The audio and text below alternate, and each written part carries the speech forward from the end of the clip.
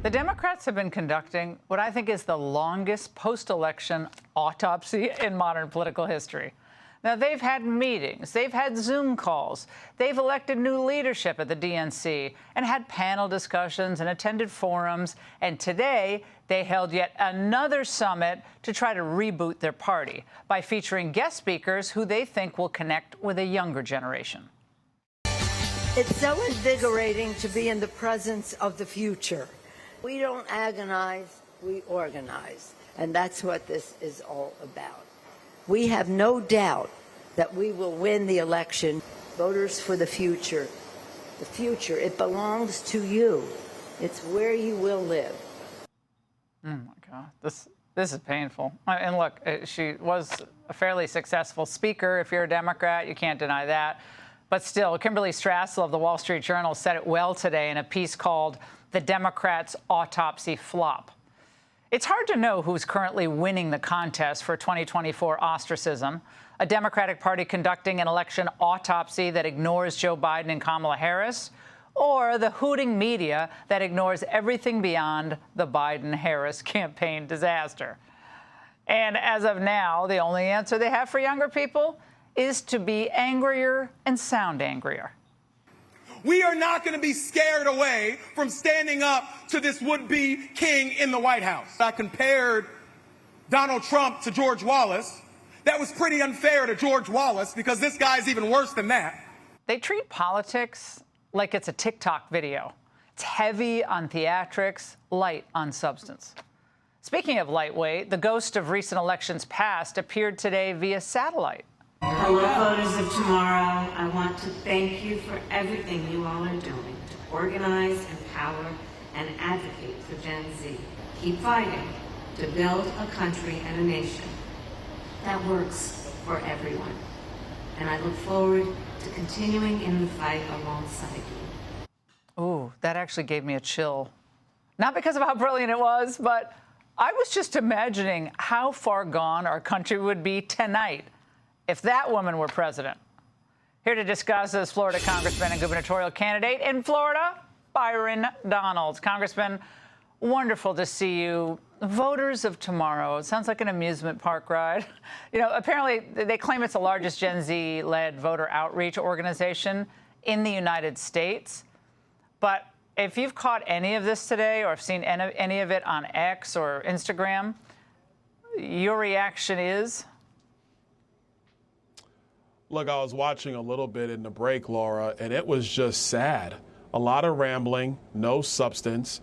And I would also add, if they're looking for the largest Gen Z voter registration group, I think that belongs to Charlie Kirk and Turning Point USA.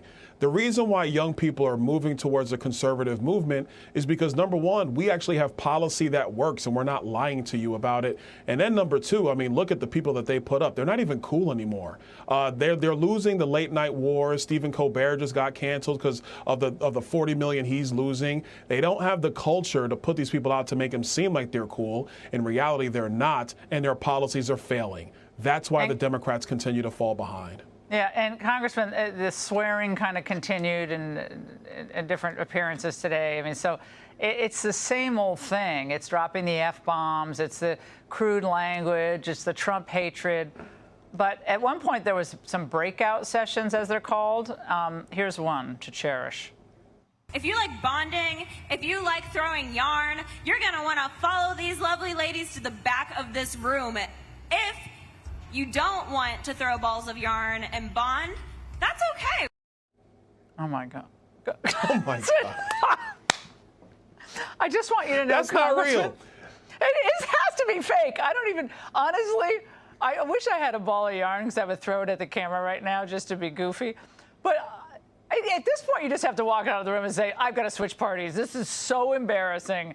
Trump is so fun and has such a, infectious spirit for the country. Even if you don't agree with all his policies, it just makes politics fun again. What is this?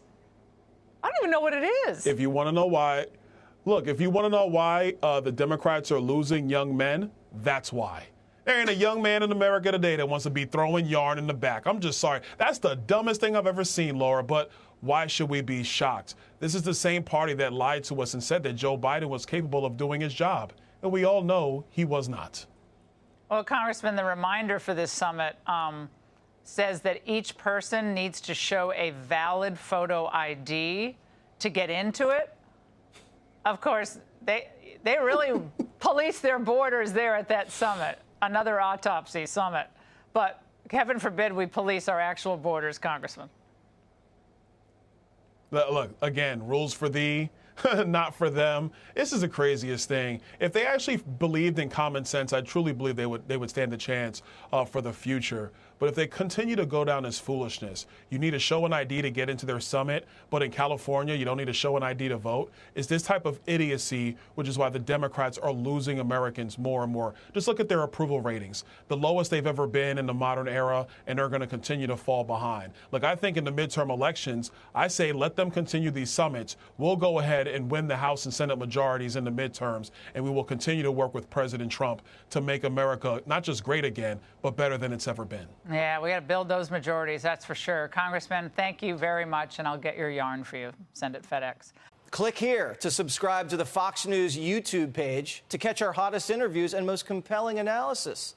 You won't get it anywhere else.